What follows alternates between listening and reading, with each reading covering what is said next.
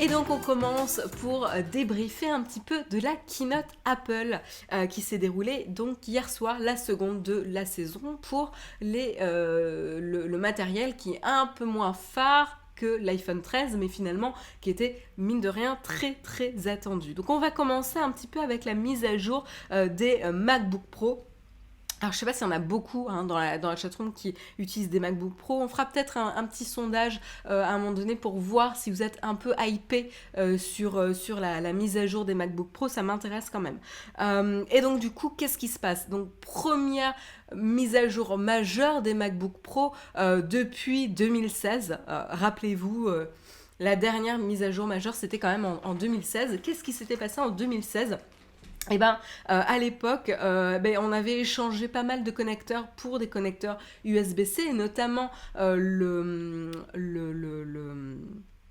ça y est, le bug commence. J'étais bien sur ma lancée. Et là, le MagSafe, voilà.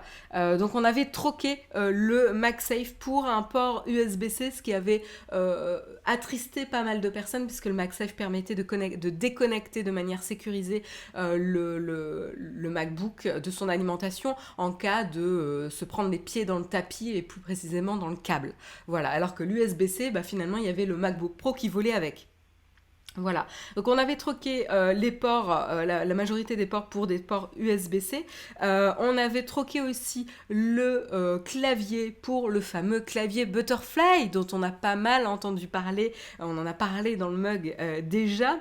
On avait également l'arrivée de la fameuse Touch Bar, cette barre d'écran tactile qui était au-dessus du clavier mécanique et qui permettait du coup d'avoir des touches qui étaient contextuelles au logiciel que vous étiez en train d'utiliser. Comme ça, vous ne saviez jamais quelle fonctionnalité vous pouviez utiliser avec cette touch bar. C'était un petit peu excitant comme fonctionnalité, mais pas forcément adopté. Voilà, il semblerait. Et puis ensuite on avait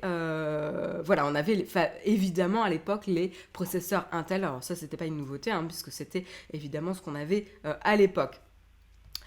Pourquoi les MacBook Pro sont importants pour Apple? Quand même, il faut remettre dans le contexte que les MacBook Pro, ou en tout cas les Mac, c'est quand même ce qu'utilisent majoritairement aussi les ingénieurs et les développeurs pour réaliser des applications pour iPhone et les applications d'iPhone, les applications iOS. Et donc du coup, c'est quand même assez intéressant de pas se fâcher avec cette frange d'utilisateurs et d'écouter leur retour quand on s'adresse à un marché professionnel. Alors évidemment, vous allez me dire, non mais c'est bon, les développeurs, les ingénieurs iOS, il n'y a pas que eux qui utilisent des MacBook Pro. Je suis complètement d'accord, moi-même j'en utilise, donc je suis contente des avancées, mais voilà, il y avait quand même cette frange-là, et évidemment Apple a tout intérêt à leur faire plaisir, ou en tout cas à les écouter et à écouter leur retour. On me dit oui, il y avait également le port HDMI qui avait disparu, tout à fait, qui avait été largement critiqué. Il y avait également la SD, le lecteur SD qui avait disparu. Bref, c'était un peu la foire au périphérique ou au hub de périphérique qu'il fallait acheter en plus du coup de son MacBook Pro, tout à fait. Donc voilà. En plus, l'autre point quand même à pas négliger, c'est que les MacBook Pro sont quand même pas comme ils s'adressent à un public professionnel, c'est quand même pas des prix, anecdotiques. Voilà, c'est quand même des machines professionnelles avec un prix qui, du coup, doit justifier, ou en tout cas une machine qui doit justifier son prix. Et donc quand on enlève un petit peu tous les ports utiles pour une personne qui travaille avec cet ordinateur de manière professionnelle, il y a de quoi râler derrière. Moi, j'ai fait partie, il y en a qui me connaissent et je pense qu'ils doivent savoir, j'ai fait partie des personnes qui râlaient justement de l'absence de certains ports. Même si j'étais contente de récupérer de l'USB-C. Voilà. Donc c'est vrai qu'à l'époque, les configurations pouvaient aller de $2,000 à quelques configurations qui pouvaient aller jusqu'à $6,000. Mais justement, si on s'intéresse un petit peu au dernier redesign, donc premier petit point moi qui m'a fait sourire, c'est que déjà ne serait-ce que le design, le form factor de la machine en tant que telle revient un petit peu aux premières générations de MacBook Pro qui étaient un peu plus arrondies et un petit peu moins anguleuse, notamment le dessus. Quand vous le fermiez, ça faisait un rectangle au bord arrondi, ce qui n'est pas du tout le cas des machines actuelles. Et d'ailleurs, si vous n'êtes pas hyper précautionneux de votre MacBook Pro, les angles vont se prendre des chocs. Je regarde le mien. Et non, moi ça va, j'en ai pris soin quand même, surtout que c'est mon Mac Alan, hein, donc mon Mac de la boîte, donc j'ai intérêt à en prendre soin. Mais non, ça va, il a pas de choc. Mais bon, avec ces angles aussi anguleux là, des dernières générations après 2016, ça pouvait risquer des petits chocs peut-être un peu plus visibles. En tout cas, c'est moins agréable aussi à prendre en main, puisque du coup, vous avez les angles qui rentrent dans la paume de la main.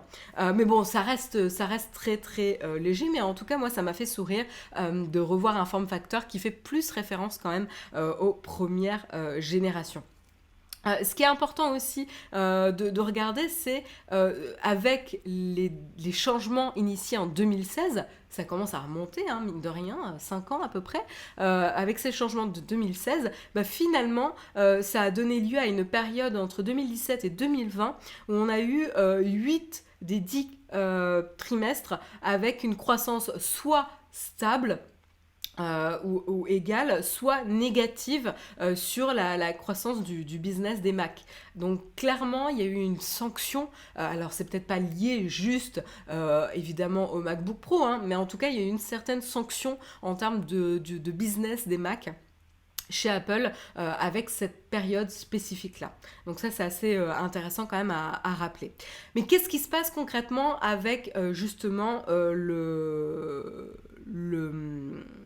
les nouveautés? On va les résumer, hein. Donc on garde quand même les connecteurs USB-C en grande majorité. C'est devenu quand même le standard du marché. Ça n'aurait pas été très logique qu'on revienne à l'ancien port, évidemment. Mais par contre, avec ça, on a un port HDMI qui fait son grand retour. Oui, vive le HDMI. Comme ça, vous pourrez connecter vos écrans directement sans avoir un hub ridicule juste pour connecter un écran. Donc voilà, ça c'est bienvenu. On a également le port SD card qui revient pour pouvoir télécharger ses photos. Donc là, on pense évidemment à tous les photographes professionnels, tous ceux voilà, qui travaillent avec des SD cards pour pouvoir décharger évidemment leur production directement sur leur Mac, encore une fois, sans avoir à acheter un hub externe. Et puis, on va avoir aussi le clavier. Alors, comme je vous le disais, on en avait pas mal parlé, hein, du fameux clavier Butterfly, du clavier papillon, là, qui n'était pas très fiable et qui dysfonctionnait dès qu'il y avait de la poussière. C'était la queue de Cheddar qui est revenue sur nettoyer Mozart. Bref, il y en a un qui fait la toilette à l'autre, tout va bien. Tant qu'il n'y a pas de baston sur le bureau. Donc je disais le clavier Butterfly donc, qui n'est plus là et on a le fameux Magic Keyboard qui est peut-être un peu plus épais, mais en tout cas qui est fiable, lui. Voilà. D'ailleurs, on en avait parlé, hein, Apple s'était fait attaquer en justice par une class action, une action de groupe hein, pour son clavier Butterfly, et puis il continue de le réparer gratuitement hein, pour ceux qui ont encore des problèmes avec le clavier Butterfly. On a également générique qui va se déclencher, excusez-moi. Donc, je disais, on va avoir évidemment donc les processeurs, les puces qui ont changé, hein, qui étaient vraiment le clou du spectacle cette année, puisqu'on avait la M1, la première génération, qui a déjà été une démonstration de force pour Apple l'année dernière. Mais là, avec les MacBook Pro, on dit bonjour aux puces, donc les Pro, les M1 Pro et les M1 Max. Voilà, donc ça, qu'est-ce que ça va permettre? Alors évidemment, des meilleures performances, une meilleure gestion de la chaleur, parce que justement, on se plaignait que lorsqu'on faisait des tâches sur son MacBook Pro, on avait l'ordinateur qui avait tendance à chauffer sur les genoux.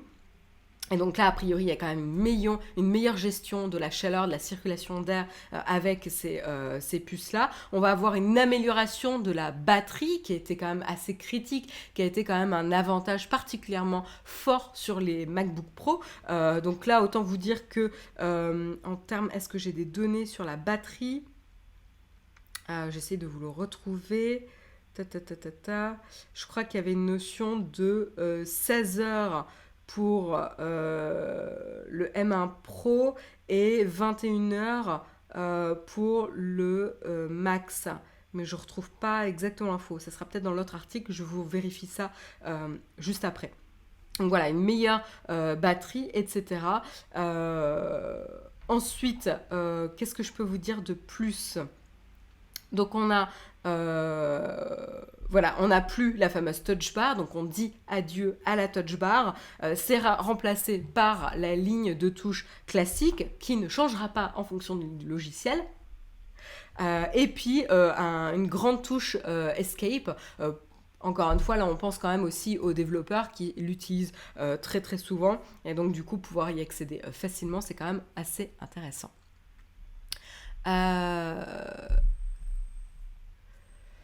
Il y a une baston sur le bureau, excusez-moi. C'est terrible, c'est terrible. C'est un mélange de baston et de lavage d'oreilles, mais j'essaie de limiter les risques de déclencher un générique ou de toucher le clavier. C'est pas gagné. Voilà. Donc voilà en tout cas pour les améliorations. Je lis un petit peu vos commentaires.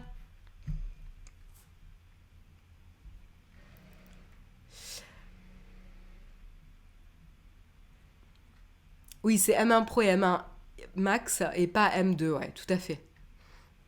Je sais pas s'il y a quelqu'un qui a dit M2 dans la chatroom. Voilà en tout cas pour les améliorations. Je crois que j'ai tout dit. Hop.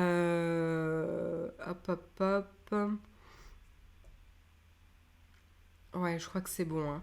Et donc, du coup, ce qui est intéressant, c'est, je vous avais donné quelques chiffres comme quoi 8 trimestres sur 10 avaient été une croissance soit stable, soit négative, en tout cas pour le business de Mac. Et en tout cas, ce qu'on a vu avec justement depuis la sortie avec les nouveaux claviers et les nouveaux processeurs made by Apple, c'est que justement la division Mac a une belle progression avec les 3 derniers trimestres où ça a été les 3 meilleurs trimestres de tous les temps depuis 40 ans d'histoire de Mac. En tout cas, c'est ce que nous partage Tim Cook, hein. Donc voilà, c'est pas rien comme déclaration avec des ventes de MacBook Pro qui ont augmenté de 33% par an. Alors, excusez-moi, mais on va essayer de... Donc, bonjour de Mozza, et puis on le remet là où il y a moins de risques. Voilà, ça a l'air de marcher. Voilà. Donc, a priori, ça va être quand même assez positif tout ce qui se passe autour des MacBook Pro. Est-ce que j'ai raté des choses? Donc les Mac adoptent la technologie mini LED et vont pouvoir faire varier leur taux de rafraîchissement aussi jusqu'à 120 Hz. Donc ça, on en avait déjà parlé, notamment pour les iPhones. Voilà, donc moins d'utilisation d'adaptateurs et de hubs. Donc ça, c'est bienvenu. Non, je pense que je vous ai tout dit, hein. Est-ce que j'ai la donnée sur la batterie pour vérifier si je vous ai pas dit de bêtises? Non, je sais pas où je l'ai vu, dans quel article je l'ai vu, ça. Donc on a le retour du MagSafe, ça bienvenue aussi. Oui, voilà, c'était là. Donc on a un modèle 14 pouces qui promet 17 heures de streaming vidéo, tandis que le modèle 16 pouces, donc c'était pas forcément lié au... Voilà, le modèle 16 pouces qui fait grimper ce chiffre à 21 heures. Voilà, d'autonomie. Donc quand même des performances en termes d'autonomie qui sont assez impressionnantes. Moi, ça me fait assez rêver. Autant vous dire. Les MacBook Pro ont été en précommande dès la fin de la keynote. Donc pour ceux qui sont intéressés, vous pouvez sauter dessus. Et pour vous donner une idée un peu du prix, donc on a le M1 Pro Donc les MacBook Pro 14 pouces avec le M1 Pro, CPU 8 cœurs, GPU 14 cœurs qui commence à 2249 euros. Et puis on va avoir le MacBook Pro 16 pouces si on est sur des configurations de base qui sera avec un M1 Pro CPU 10 cœurs. GPU 16 cœurs qui lui démarrera à 2749 euros, tandis que son équivalent en 14 pouces sera à 2519. Si on regarde sur les configurations maximales, enfin boostées pas mal quoi, on a le MacBook Pro 14 pouces, un main max ici, donc changement de puce, CPU 10 cœurs, GPU 32 cœurs, lui qui va taper dans les 3439 euros. Et puis on va avoir le MacBook Pro 16 pouces, donc équivalent en termes de configuration, qui va aller taper dans les 3619 euros. Donc c'est pas donné, mais on est sur quand même des bêtes de course ici. Tous les prix là que je viens de mentionner concernent les versions 512 Go de SSD et 16 Go ou 32 Go de RAM. Voilà, en fonction du modèle 14 ou 16 pouces. Voilà. Mais comme je vous le disais, le prix de la machine la mieux équipée peut monter quand même jusqu'à 6839 euros. Mais bon là voilà, il faut justifier cette configuration quoi. Hein. Comme je vous le disais. Ça reste des machines pro aussi, hein. Donc à voir. Donc je vais quand même faire un petit poll parce que je suis curieuse de voir si vous êtes hypé dans la chatroom, s'il y en a qui rêvent du MacBook Pro. Alors attendez, parce que j'ai des câbles un petit peu partout au niveau du clavier. Hop.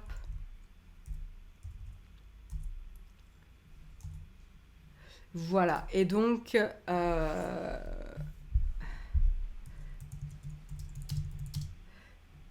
Est-ce que le nouveau Mac, les nouveaux, parce qu'on a plusieurs quand même, les nouveaux MacBook Pro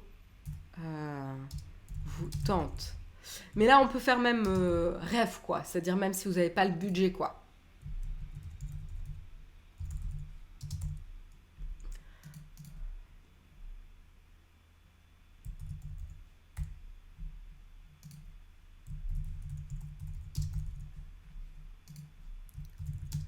Hop, et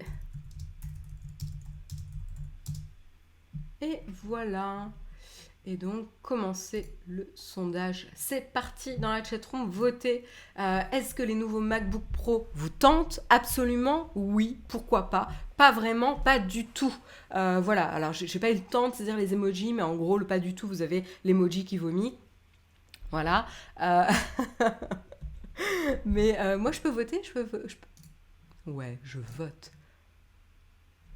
Je vote parce que moi c'est absolument, j'ai trop envie, mais je n'ai aucune raison de changer de MacBook Pro. C'est ça qui est terrible, terrible. Je n'ai aucune raison. Mon MacBook fonctionne très bien. Là on est quand même, on est sur des Apple fanboys. Après il faut se dire, hein, on est sur un mug où j'avais déjà prévenu qu'on allait parler principalement d'Apple, donc je suis pas très étonnée hein, des scores. On est quand même pour l'instant jusqu'à 53%, plus de 50% sur du absolument, hein, absolument top motivation. On a 11% pardon à oui et 15% pourquoi pas. Et on est à 23% en pas vraiment ou pas du tout. Donc voilà, quand même grosse majorité. On est motivé sur le MacBook Pro. J'ai un petit peu vos commentaires. Je l'ai sur la surface.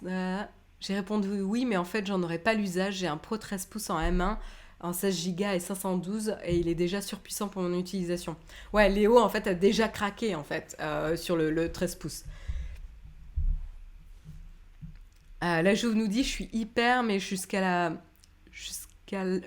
mon MacBook Pro M1, malgré du montage 4K régulièrement, ne m'a donné aucun signe de faiblesse, me donnant aucune raison de changer. Ouais, c'est sûr que si vous avez craqué pour le M1 de l'année dernière, voilà, il n'y a pas vraiment de raison de changer, mais ça montre quand même que vous étiez déjà hypé, en fait, par les nouvelles puces Apple, quoi.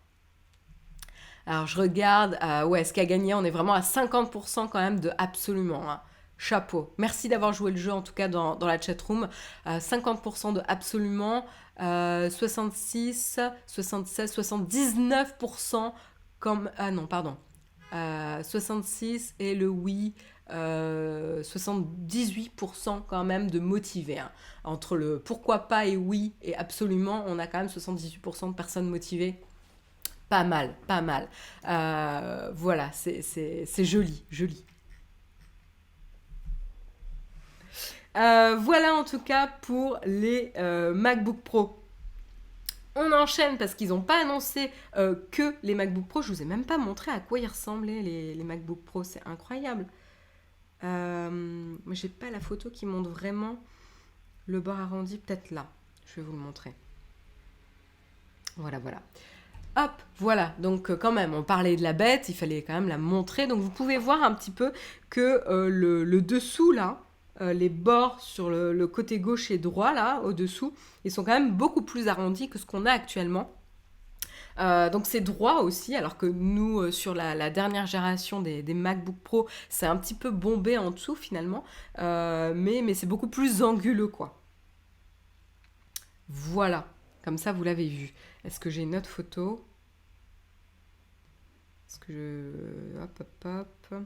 Voilà, j'ai la photo du dessus là, pareil. Vous allez voir que quand on ferme finalement, ça vous fait un rectangle un peu arrondi là. Voilà. Comme ça, vous l'avez vu.